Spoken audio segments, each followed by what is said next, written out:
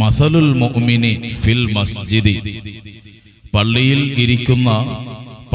താമസിക്കുന്ന ഒരു വിശ്വാസിയുടെ ഉദാഹരണം തിരുനബി സല്ലല്ലാഹു അലൈഹി വസല്ലമ തങ്ങൾ അവിടുന്ന് പഠിപ്പിക്കുകയാണ്. കസ്സമക്കി ഫിൽ മാഇ, വെള്ളത്തിൽ കിടക്കുന്ന ഒരു മത്സ്യത്തെ പോലെയാണ്. വെള്ളത്തിൽ കിടക്കുന്ന ഒരു മത്സ്യം ഒരിക്കലും ആ വെള്ളത്തിന്റെ ഒരു പുറം ലോകത്തേക്ക് വരണം എന്നൊരിക്കലും ആഗ്രഹിക്കുകയില്ല. കാരണം അതിന് സ്വസ്ഥമായി സമാധാനമായി നീന്തിത്തുടിച്ച് ജീവിക്കാൻ കഴിയുന്ന ഒരു ഇടമാണ് വെള്ളം എന്ന് പറയുന്നത്. ഇതേപോലെയാണ് ഒരു വിശ്വാസി പള്ളിയിൽ താമസിക്കുമ്പോൾ എത്രത്തോളം പള്ളിയിൽ അവൻ ഇരിക്കാൻ കഴിയുമോ അത്രത്തോളം സമയം പള്ളിയുമായി ബന്ധപ്പെടും. കൂടുതൽ സമയം നിസ്കാരം കഴിഞ്ഞാണെങ്കിലും പള്ളിയിൽ കൂടുതൽ സമയം ഇരിക്കാൻ അവന് തോന്നും.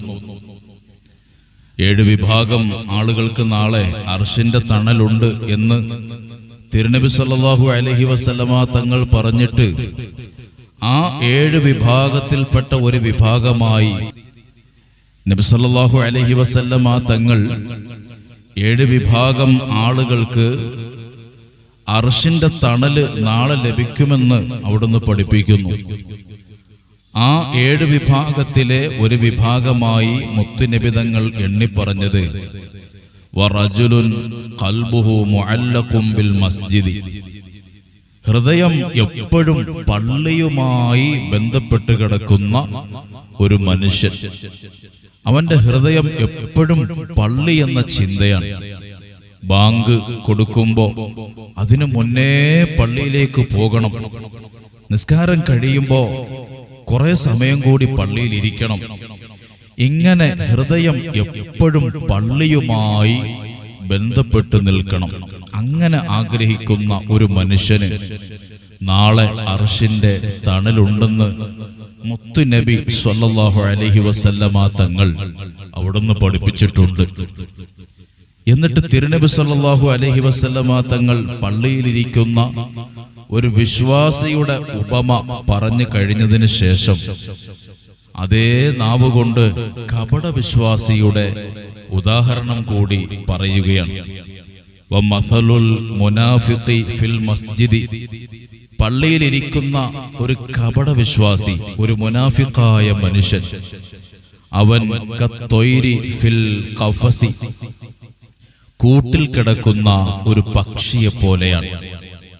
കപടവിശ്വാസി കൂട്ടിൽ കിടക്കുന്ന ഒരു പക്ഷിയെ പോലെയാണ്.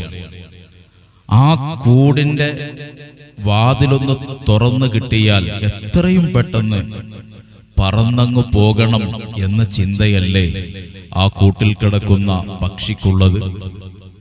അതേ ചിന്തയും അതേ മനോഭാവവുമാണ് പള്ളിയിലിരിക്കുന്ന ഒരു കപടവിശ്വാസിയുടെ ഉള്ളിൽ ഉണ്ടാവുക. എത്രയും പെട്ടെന്ന് പള്ളിയിൽ നിന്ന് ഇറങ്ങിപ്പോകണം. നിസ്കാരം കഴിഞ്ഞ് സലാം വീട്ടിക്കഴിഞ്ഞാൽ ഉടൻ ആദ്യം ഞാൻ തന്നെ ഇറങ്ങിപ്പോകണം എന്ന ചിന്ത മനസ്സിൽ ഇങ്ങനെ ഉടലെടുക്കുകയാണ്. ദിക്ർ വേണ്ട, ദുആ വേണ്ട, ഇതൊന്നുമില്ലാതെ എത്രയും പെട്ടെന്ന് എനിക്കങ്ങ് ഇറങ്ങിപ്പോകണം.